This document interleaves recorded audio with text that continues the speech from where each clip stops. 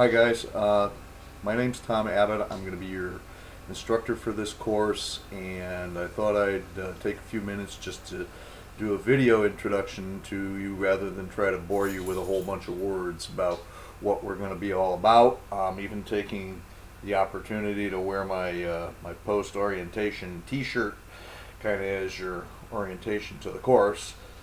Just to let you know a little bit about what we're going to do, who I am, how we're going to go about things, and hopefully ease our way into what will be an interesting and, dare I say, even fun course, but one where I think we can really accomplish an awful lot. Okay, so here we are, SMG 401 Sport Economics, and it's kind of late in the Sport Economics program. It's a course we use to try to start bundling everything together and see how things work. And the one thing I have to remind you is, as I know you've been reminded throughout the program, is that this sport management course in this sport management program is primarily a business and economics course. That's what it's about, except we're looking at the business and the economic side of sport. And one of the things I'm going to caution all of us, myself included, as we go through the course, is to remember that exact fact of what it is. Try not to let our obvious passion for sport and our what I call putting the hat of the sports fan on, and try not to let that overwhelm what we do, but to give us context and to give us a framework for understanding what's behind something clearly we all know and love very much. So we're going to begin by doing a little review of some economic principles. You're going to see in the Unit 1 we have a thing I call the Babe Ruth case, where you're going to look at some baseball history, but talked about in terms of economics and what it means and applying economic concepts. And it's very interesting, mentioning baseball. You know, we now all look at all the metrics and the money ball issues that have come up in the past several years. And really, what Moneyball and analytics in baseball, and now it's rolled over into basketball, football, just about everything, that's really economic modeling is the basis for that. Econometrics is the basics for that. So that's what I think that'll help put some context for us together. Okay, we're going to be looking at a lot of things. The timing of this course is really great this time around. We're just coming off the Olympics. The Olympics provide all sorts of examples of economic problems. We can look at the global perspective from the Olympics. We can look at the economic development aspect of sports from the Olympics. We can look at individual impact on individual brands and marketing, on different sports getting exposure. What does this mean?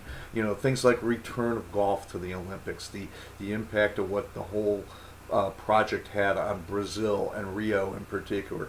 These are the kind of things we'll talk about.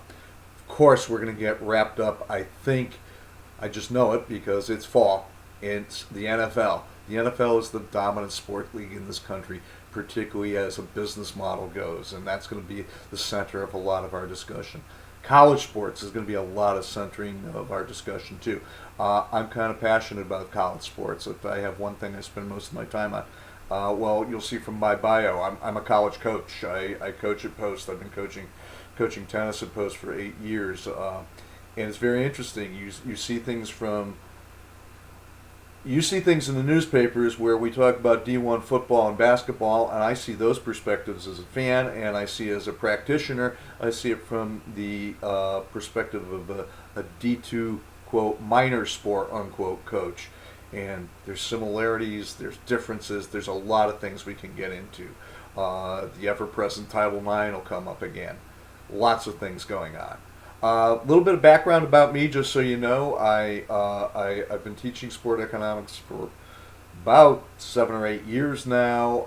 I'm actually the program manager for business administration, international business, and economics. I have an economics background. That was my bachelor's degree back in the dark ages, back at Boston College in the 70s. So I am one of those weird guys who is an economics major and thinks this stuff is interesting and exciting. I've been involved with sports forever. I mentioned my going to BC. I just happened to be in a conversation with one of the other coaches around here the other day, and it struck me that it's about the 44th anniversary of my playing my first college game. Played college soccer, and I've been involved for a long, long time on a lot of things, and I've seen it from a lot of different perspectives. So I'm not just involved with tennis. I'm a soccer guy. I'm sure there'll be some soccer guys out there. Uh, to confirm that, I'm a Bolton Wanderers fan, and people will ask why. We'll get into that later. Um, Definitely interested in sport. It is a passion for me. It's been a huge part of my life.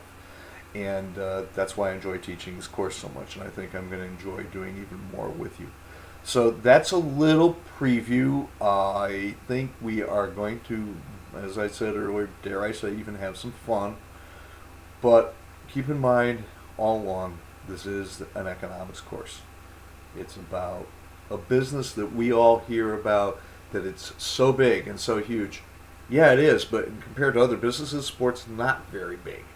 But why? It's a front page item. It's a fun item, and that's what happens. That's how we view it. And so I think in the old textbook we used to use, you used to see a line that said, "Well, sports isn't so huge. It's just that there's not a daily insurance page that we all turn to, or a daily hedge fund page that most of us turn to. But most of us turn to the sports page and we get excited about it. But is it a big business? Yeah. Does it have impact far beyond just the numbers in itself and in the character of the business? Yes. And I'm sure you touched about that back when you did Sport and Society, if you've done that course. So it's an interesting process. I'm looking forward to working with you all. My contact and my bio information is all in the shell. We'll be updating it as we go, because I don't view this as a static course. If something hits the news, we're going to change up on the fly to follow it, and I think we're going to be able to accomplish a lot. So I'm looking forward to working with you all. Take a look at the first week, get your introductions in. The first discussion board is up, and let me know if you have any questions. All the contact information is there. Okay, thanks for taking the time to watch this, and I'm looking forward to the rest of the week.